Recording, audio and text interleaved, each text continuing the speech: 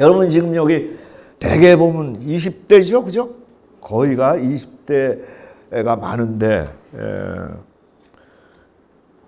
꿈은 말입니다. 꿈은 10대는 보이는 쪽쪽 멋있으면 다 꿈이 됩니다. 예? 막 월드컵 때 박지성 보고 난 축구 선수 될 테야. 누가 뭐라 해도 너 꿈이 뭐야? 그럼 축구 선수 이렇게 합니다. 근데 또 갑자기 박세리가 세계를 제패했어요. 어제까지도 축구 선수라고 그러던 놈이 골프 선수. 예? 꿈이 바뀝니다. 10대 때는 보는 쪽쪽 다 멋있으면 꿈이 되기 때문에 마늘 따자 꿈 몽자를 써서 다몽기라고 합니다. 20대에 보는 쪽쪽 다 꿈이 되면 곤란합니다.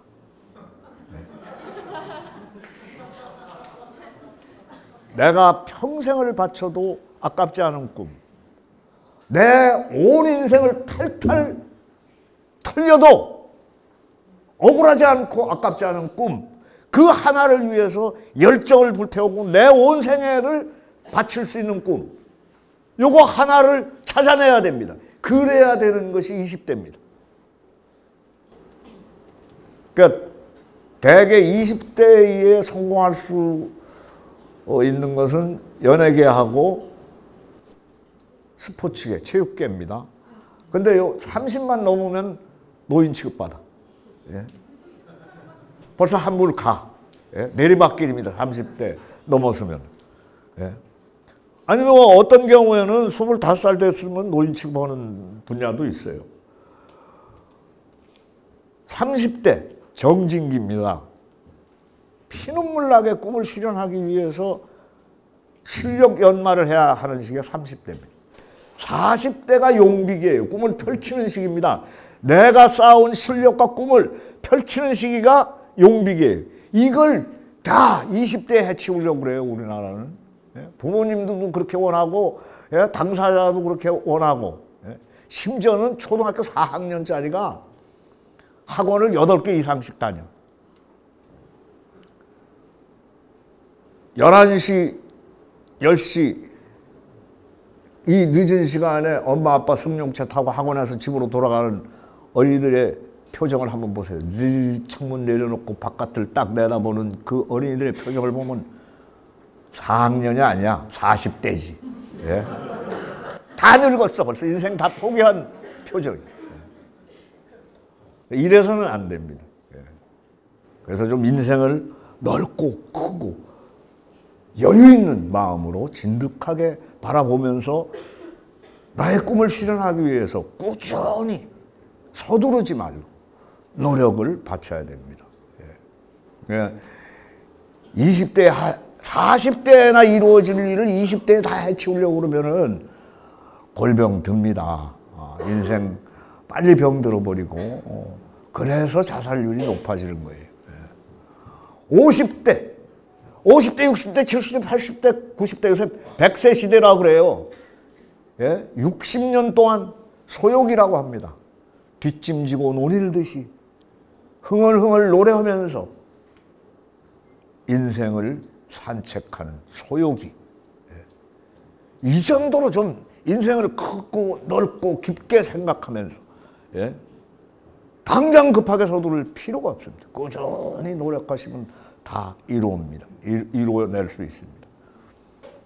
제가 아까 가장 자랑하는 양력이 인제남국민학교 객골분교 소사, 속칭 학교 아저씨, 고용직입니다.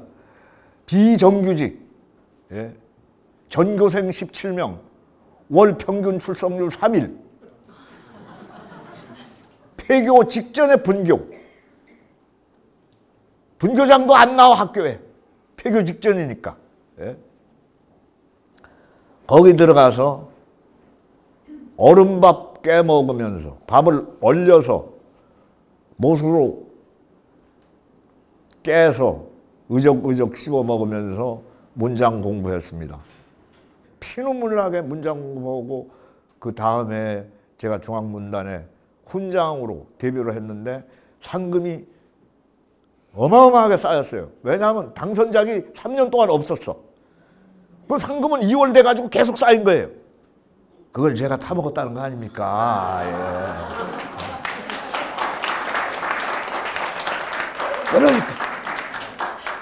그러니까 여러분도 실망할 필요 없어요. 예? 우선은 꾸준히 노력하시면 됩니다. 그러나 얼마나 많이 울었겠어요. 얼음밥 해먹고 방에 불도 딱 소미불 하나 있습니다. 제 체온으로 덮여서. 예? 그러니까 어쩌다가 눈 막 파헤쳐가지고 삭정이 꺾어다가 간신히 밥 한 끼 해놓으면은 밖에다가 얼려가지고 못으로 깨서 의적의적 먹으면서 그야말로 와신상담, 쓸개를 먹으면서 복수를 꿈꾸는 마음으로 예? 제 펜을 갈고 닦았습니다. 그리고 3년 동안 쌓인 계속 당선작이 없었던 그 어려운 세대 신인 문학상을 근데 이제 그 잡지 없어져 버렸어요. 예? 어쨌거나 너희가 얼마나 불안한 나라에 사는지 모른다라고 말했습니다마는 그러나 이제 그야말로 평화 무드로 돌입했습니다. 위대한 국민이 촛불로서 그 아름다운 퍼포먼스, 그 겨울에 그 추위를 견디면서 다 초를 들고 나가서 민주주의를 갈망하고 부정부패가 척결되기를 간절히 원했기 때문에 피 한 방울 흘리지 않고 독재를 무너뜨렸습니다. 세계가 다 존경하는 나라가 됐습니다. 이제 우리는 평화 모드로 진입해 들어갑니다. 안정된 나라가 안정돼야만이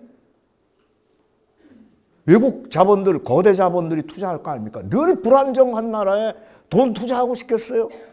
그러나 이제 개성공단도 재개될 것이고 금강산 관광도 이루어질 것이고 그리고 남북 이산가족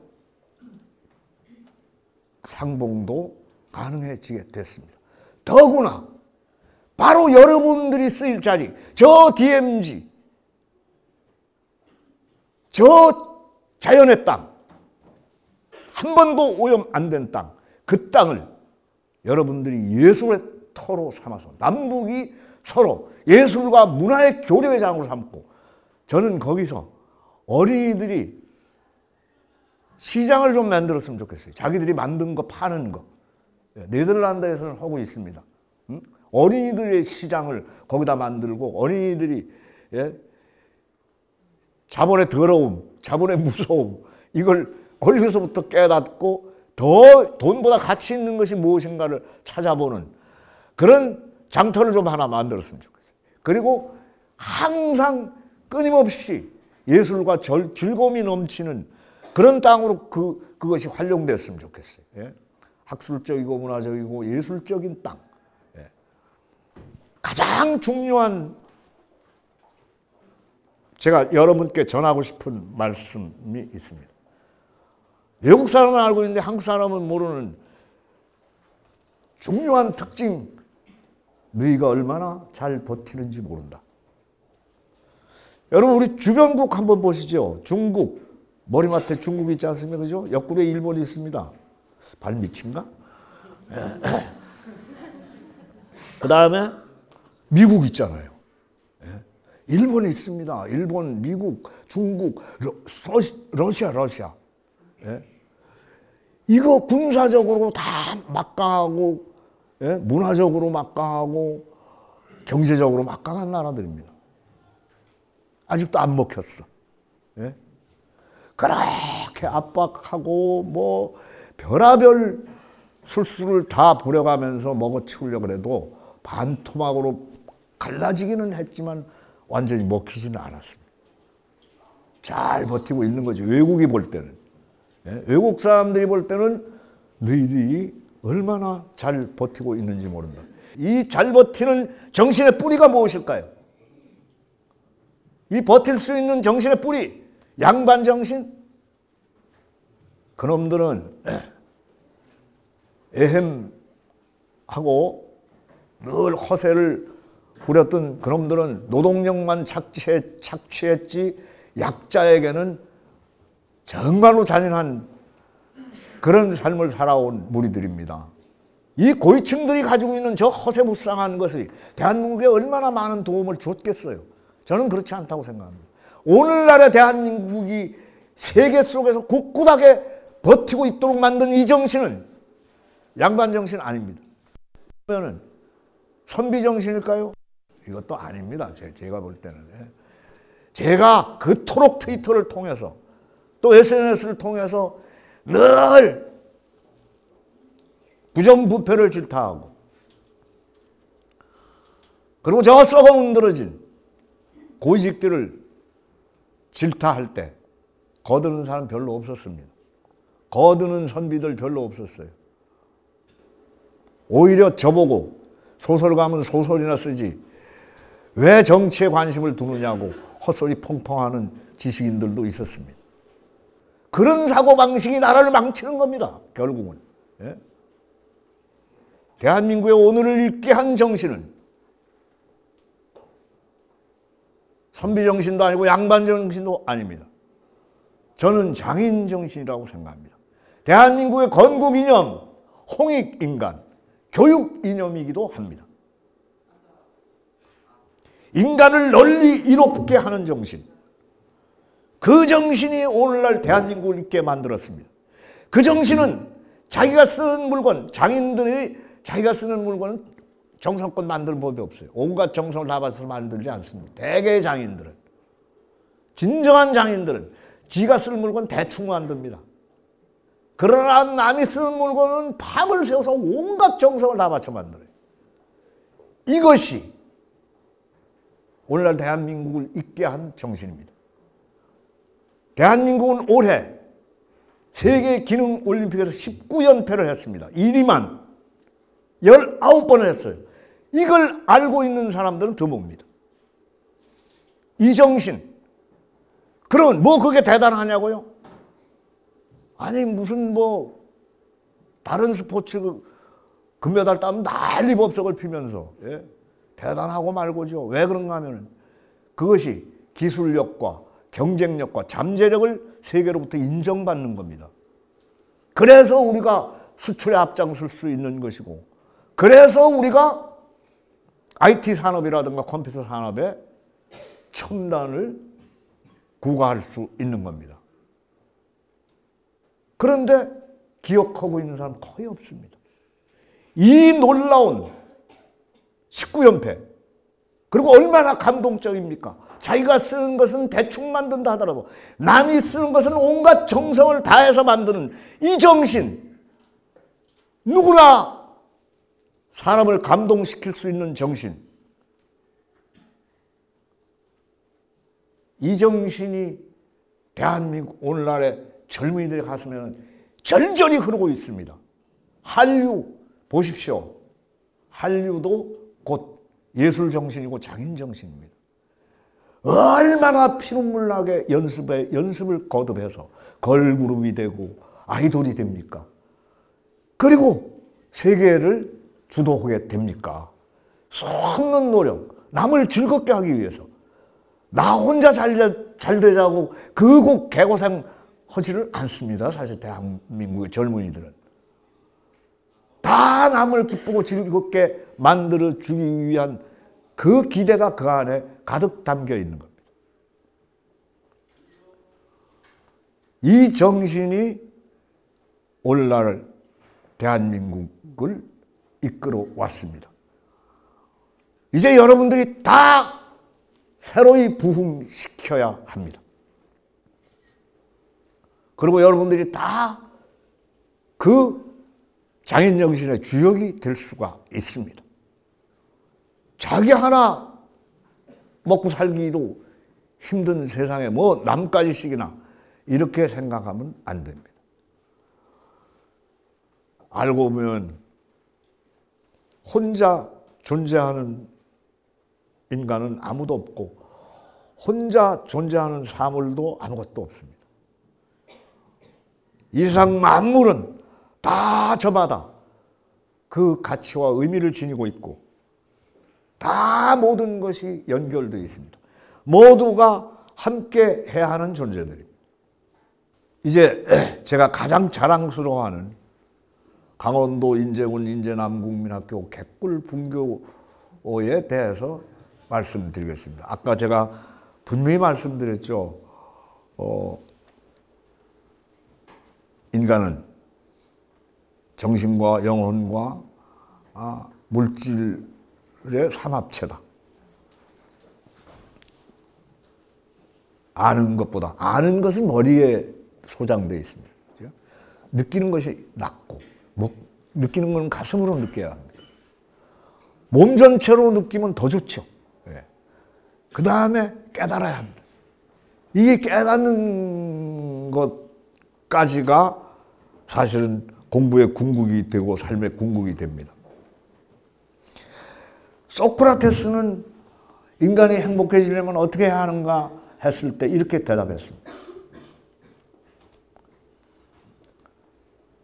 가슴 안에 사랑이 가득 차서 만물을 다 차는 것에서부터 소중한 것까지를 다 도로 사랑할 수 있을 때 나는 행복해진다.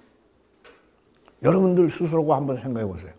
세상 만물을 다 도로 사랑할 수 있는 존재일 때, 내가 그런 존재일 때 여러분들 행복하지 않겠어요?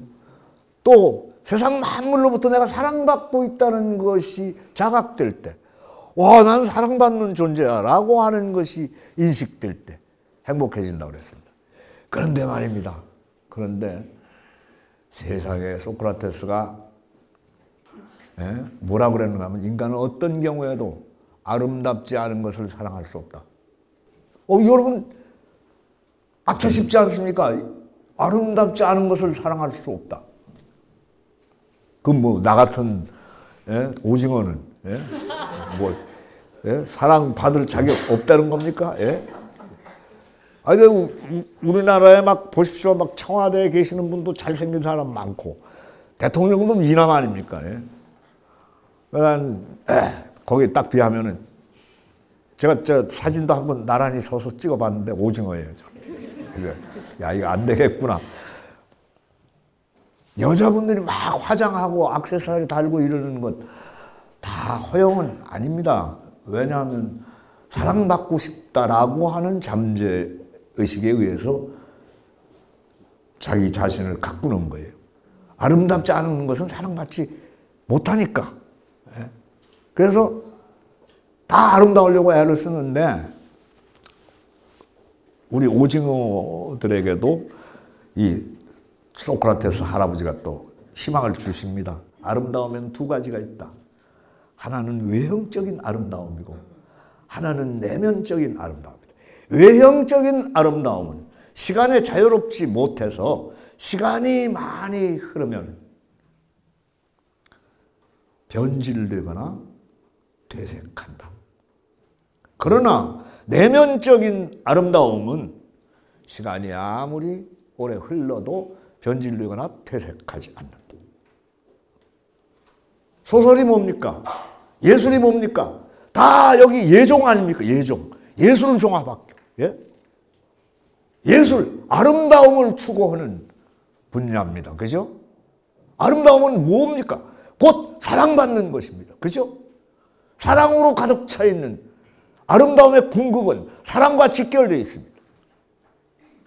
아름다운 것을 느끼고 사랑할 때 소크라테스는 행복해진다고 했습니다. 그러니까 여러분들은 행복의 전도사인 거예요. 예? 여러분들이 행복의 키를 쥐고 있는 존재들입니다. 예. 제가 아는 것만으로 행복해질 수 없습니다. 그죠? 그 다음에 행복은 느끼는 겁니다. 행복을 알 수 있는 것은 아니고 행복은 느끼는 것이고, 그 다음에 행복을 따라야 하는데, 예. 내가 행복하다는 사실을 자각하고 그리고 내 것화해야 하는데, 저는 지금 73입니다. 이 나이까지 오는 동안에 4명의 스승이 있습니다. 한 명은 초등학교 6학년 때 담임을 했던 우리 아버님이시고, 그분께는 잘못하면 맞는다 이걸 배웠습니다. 그 다음에 또 한 분의 스승은 대학을 다닐 때 입학식 때 입학식 기념사를 하셨던 학장님입니다. 가장 충격적인 기념사. 첫 마디가 여러분 세월은 흐르는 것이 아니고 쌓이는 것입니다. 충격이었어요. 세월은 흐르는 것이 아니고 쌓이는 것입니다. 오래오래 기억에 남아서 저에게 그야말로 쌓는 인생을 가르쳐 주신 분입니다. 세 번째, 지렁이입니다. 지렁이. 지렁이 여러분 아시죠? 지렁이는 저는 어느 비 오는 날 이렇게 길고 지루하게 땅바닥을 기어가는 지렁이 한 마리 보고 정말 저거 나갔구나 이런 생각을 했었어요. 왜 그런가 하면 뭐 잘못한 것도 없는 것 같은데 괜히 사람들이 싫어하잖아요. 그래서 야, 참 저건 그냥 내 신세다 저거. 그래서 집어들었어요. 지렁이로 집어들고 손바닥에 올려놔 봤어요. 사람들이 얘를 보고 징그럽다고만 하는데 얘는 정말 징그러운 것밖에 없을까? 딱 봤어요. 아무리 들여봐도 징그러워. 화가 났습니다. 화가. 그래서 나는 정말로 나를 변호해주고 싶은 심정으로 지렁이에 대해서 공부하기 시작했어요. 학교 도서관에 가서 봤더니 너 위대한 대지의 창조자야라고 아리스토텔레스가 시를 한 줄 남겼어요. 아니 그렇게 위대한 철학자가 지렁이에 뭘 반해가지고 이렇게 탄복하는 시를 남겼을까? 계속 공부해 보니까 지렁이가 먹고 토해내는 흙들은 다 옥토가 됩니다. 그래서 미국에서 토양 검사를 해서 토질 검사를 해서 대규모 영농을 하기 위해서 토양 검사를 했을 때 토양이 별로 좋지 않다라고 생각하면 대규모로 지렁이를 투입하고 습도와 온도를 맞춥니다. 그러면 몽땅 그 땅이 옥토가 되는 거예요. 순식간에 갈아엎습니다. 그래서 약 10,000평 정도 되는 땅에 지렁이를 약 2만 마리를 키우게 되면 그 수확이 그러니까 10톤 트럭으로 몇 트럭씩 지렁이가 흙을 생산해내게 됩니다. 그리고 그 땅에다가 농사를 짓게 되면 수확량이 증대되고 모든 작물이 건강해집니다. 그래서 요새는 순천 정원 박람회 할 때 제 강연을 들은 어떤 분께서 지렁이로 만든 분변토를 가지고 퇴비를 만들어서 세계에다가 팔아서 수익을 많이 올렸다고 다음에 맛있는 거 사주겠다고 저한테 메일 보냈습니다. 그러니까 엄청나게 참 훌륭한 일을 하는데도 다 사람들이 징그러워만 합니다. 마치 예술 보듯이. 저는 솔직히 말해서 정말로 지렁이가 거룩해 보입니다. 뭐 엎드려서 막 절을 하고 싶을 정도예요. 보십시오.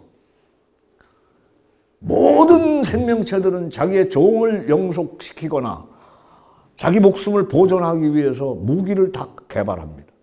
독침, 발톱, 이빨. 지렁이한테 물려서 뭐 10반을 꼬맸다는 둥 뭐 이런 소리 들어보셨어요? 없습니다. 지렁이는. 뭐 멍청하잖아요. 겨우 꿈틀거리는 거야 다야. 지렁이도 밟으면 꿈틀한다. 누가 겁내? 그런데 이 꿈틀거릴 때 지렁이가 외치는 소리를 들을 수 있다면 이렇게 외칠 겁니다. 다 먹지 마세요. 조금만 남겨주세요. 공주에 나는 새도 지렁이를 먹습니다. 물속을 헤엄치는 물고기도 지렁이를 먹습니다. 땅바닥을 기어다니는 개미도 지렁이를 먹습니다. 처먹어도 부작용이 없어. 막 건강해져. 예? 영양실조 걸린 애들이 다 건강해져. 여자들 루즈나 화장품에 영양소를 공급해주는 역할을 하는 지렁이들도 있습니다. 레드웜이라고 그 식용 지렁이입니다. 예. 또 어린이들 영양제 지렁이 있습니다. 비스켓도 만들고. 그렇게 온갖 것이 다 먹을 수 있는데 방어 무기가 없어요. 근데 조금만 남겨주면 복원합니다. 놀랍지 않습니까? 딱 잘라서 양쪽으로 집어던지면 2마리가 됩니다. 예? 남을 전혀 해하지 않고 남의 신세 안 지고 스스로 손상된 자기 자신을 복원합니다. 얼마나 거룩합니다. 늘 숨어 있어요, 근데. 예? 참 대단합니다.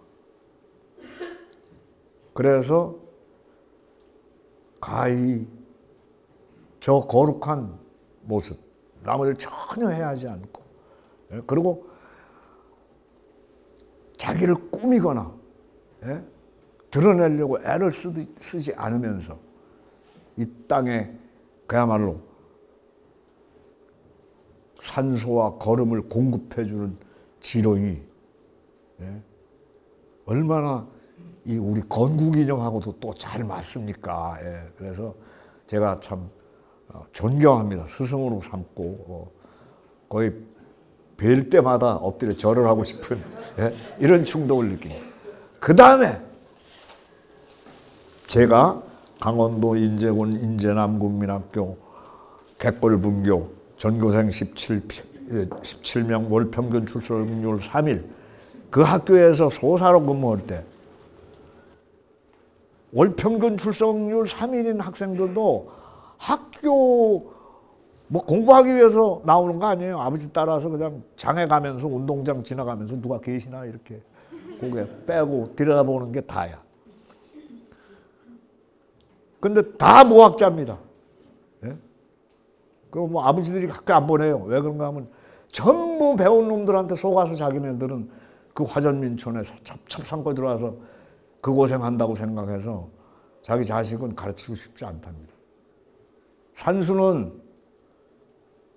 거스름돈만 제대로 받으면 되고 더 받으면 안 돌려줘도 된답니다. 예. 국어는 친척한테 편지 온 거 읽을 줄만 알면 되지 답장할 필요 없대. 예. 그런 사고방식을 학부형님들이 다 가지고 계세요. 그런데 봄, 여름, 가을에는 희끗희끗 마른 버짐이 핍니다.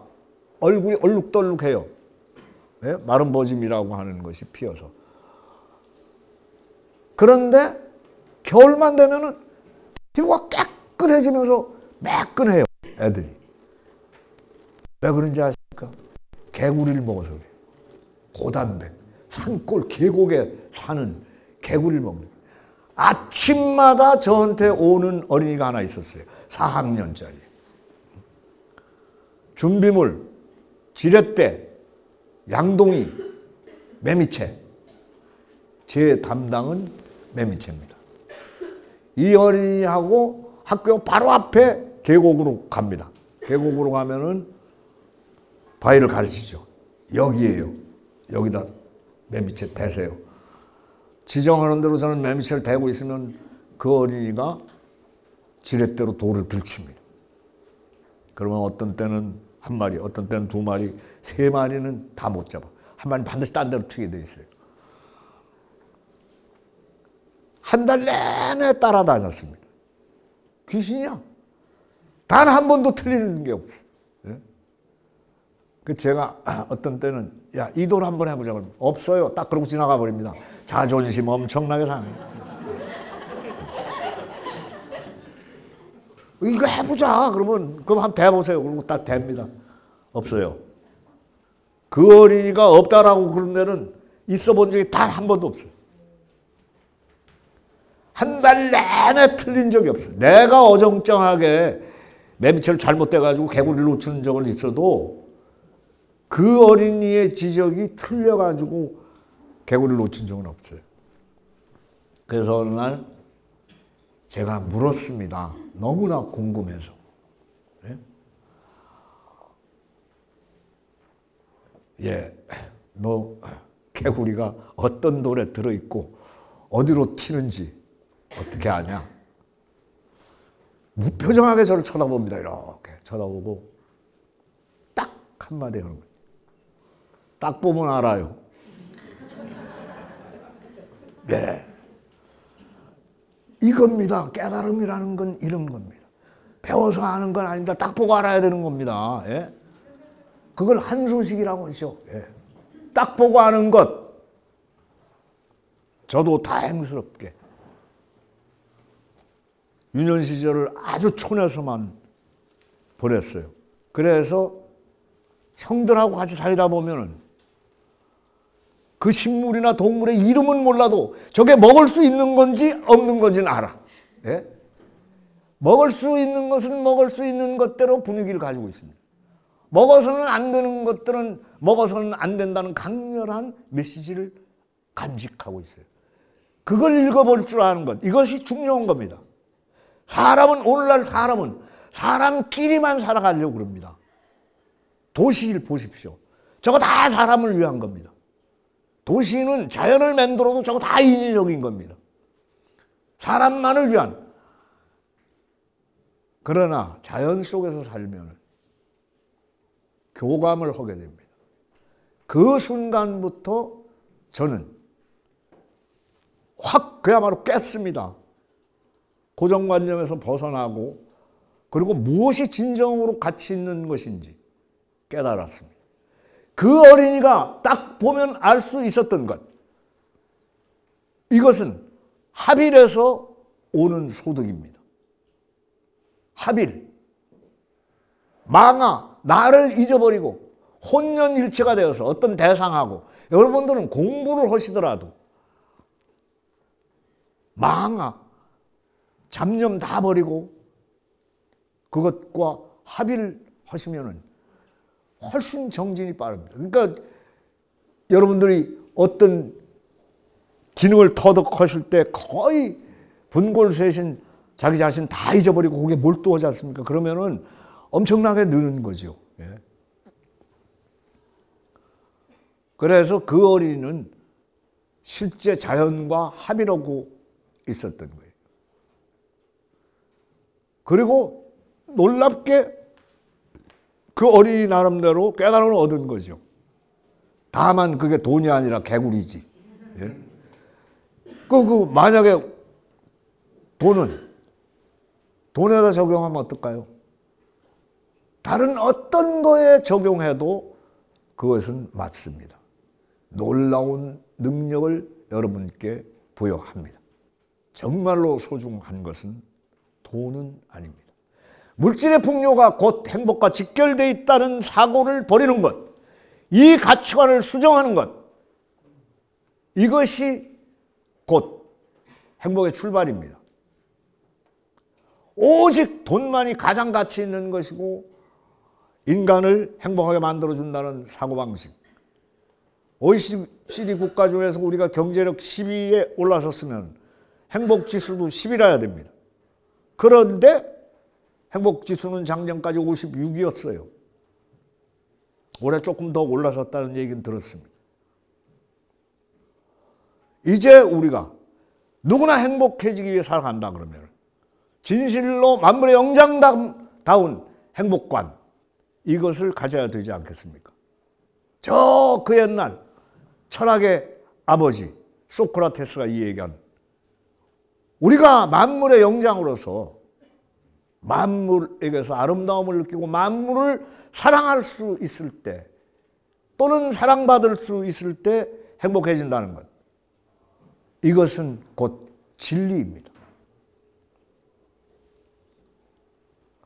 현실적으로 이것은 물론 어렵습니다. 왜 그런가 하면 여러 가지 제도와 힘 이런 것들이 작용합니다만, 그러나 그것을 꾸준히 관철하고 내 것으로 삼으려고 애를 쓸 때 행복에 조금씩 가까이 다가가게 됩니다.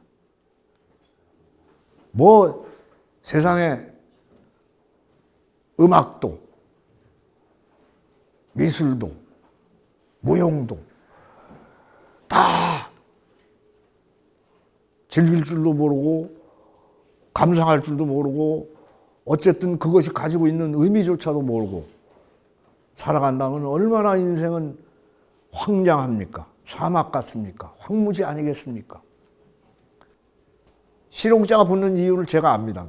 돈이 되도록 하자는 뜻이죠? 안 그렇습니까? 예? 돈 안 돼도 괜찮습니다. 예술은 사전적으로 인간이 구현할 수 있는 가장 아름답고 가치 있는 행위이며 그 행위 끝에 드러나는 소산입니다. 그것은 곧 행복과 직결되어 있고 사랑과 직결되어 있고 그리고 인간을 더욱 인간답게 만들어주는 가치를 지니고 있습니다. 오늘 이제 두서없이 제가 말씀을 줄일 차례가 왔습니다. 끝맺을 차례가 왔습니다. 이제 오늘 여러분들이 저를 만난 것을 계기로 더욱 좀 넘치는 희망 그리고 여러분들이 끼 자체에 대해서 가능성을 가지셔도 좋으리라고 생각합니다. 여러분들의 끼가 인간을 이롭게 널리 이롭게 만드는데 기여할 수 있기를 간절히 빌면서 분골세신 여러분들의 학장으로서 노력을 기울이겠습니다. 감사합니다. 예.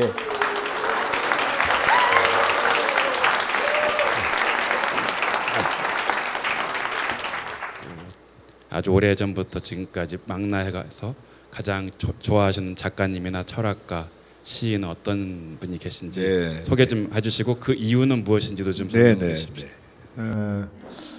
제가 그 소설은 뒤늦게 사실은 시작을 했습니다. 뒤늦게 시작을 했는데요. 그러나 이제 물론 글은 늘 읽었습니다. 가장 저의 그 멘토가 될 만한 예술가를 세계 속에서 꼽으라면 저는 중학교 때부터 고흐를 엄청나게 좋아했습니다. 고흐를 왜 좋아했는가 하면은 가난 속에서도 이렇게 저는 어릴 때 굉장히 가난하고 좀 불우하게 살았습니다. 2살 때 생모님이 돌아가시고 아버님이 한동안 행방불명으로 계셨었고 할머니 밑에서 동냥밥 얻어먹고 이삭 주면서 자랐습니다. 그래서 아무런 사실은 희망이 없었어요. 그런데 고흐를 제가 어느 날 교과서에서 만나고부터 나는 그림을 그릴 수도 있겠다. 화가가 되면 되겠다. 이런 생각을 해서 늘 사실 대학 다닐 때까지는 그림했습니다. 서양화를 전공했었는데요.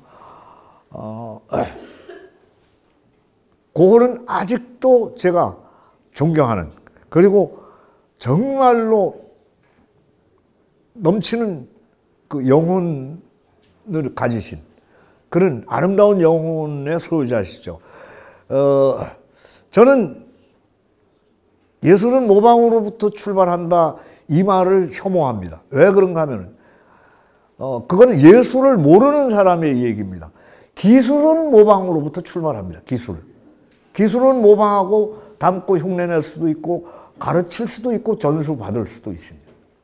그러나 예술은 창조로부터 출발합니다.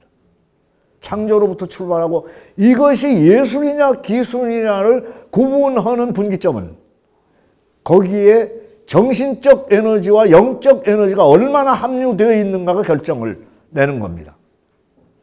그래서 정신적 에너지, 영적 에너지가 결여되어 있는 것은 예술이 못 됩니다.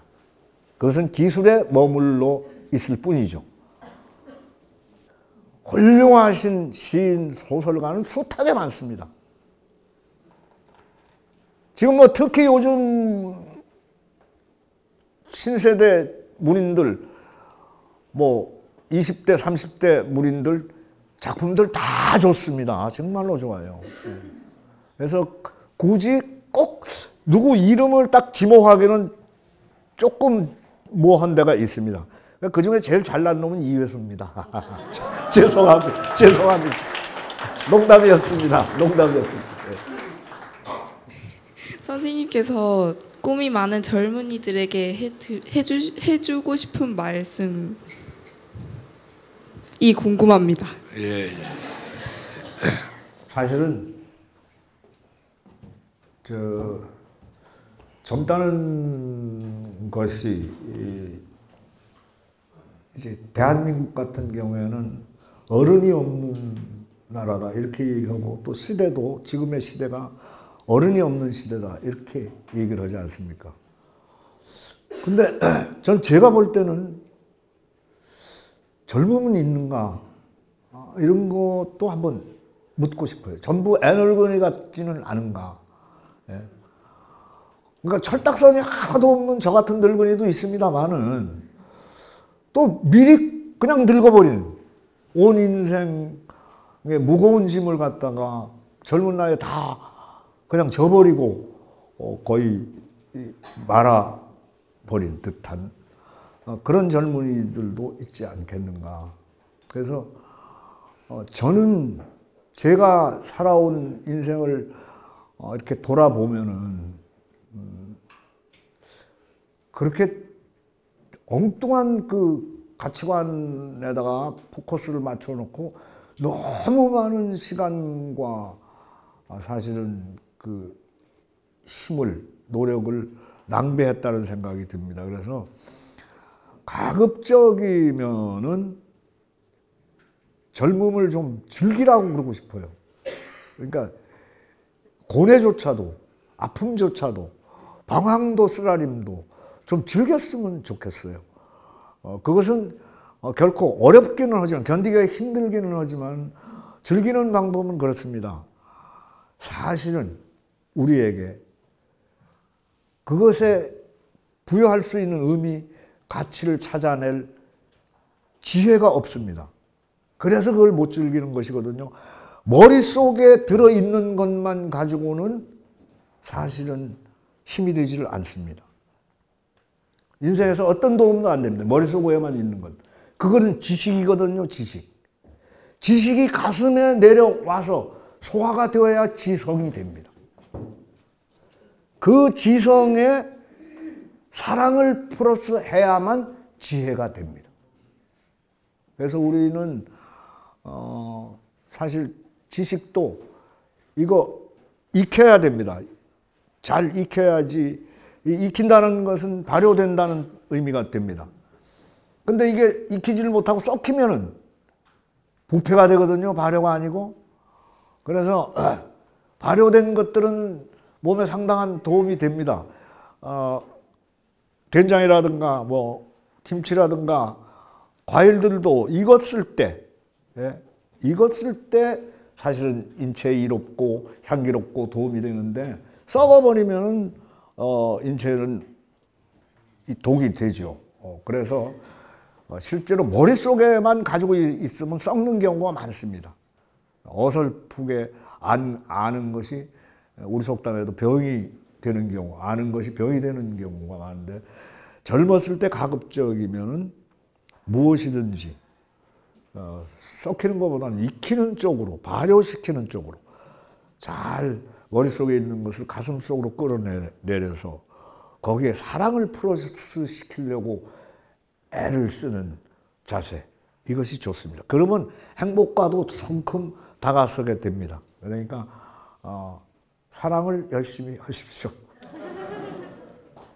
선생님이 저희 학교에 오시면서 어떤 식으로 저희 학생들과 관계를 맺고 소통을 하고 그 학창시를 항상 문을 오픈하실 수 있는 그런 것도 있는지, 생각이 있는지 한번 여쭙고 싶습니다. 네, 지금 여기 이 학교 오면서 제가 먼저 들었던 캐치프레이즈가 학생이 먼저다라고 하는 캐치프레이즈를 그 운영진에서 갖고 있는 걸로 알고 있습니다. 포스터에도 붙어 있는데요.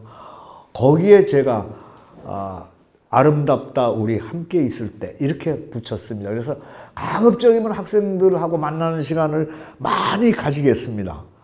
예.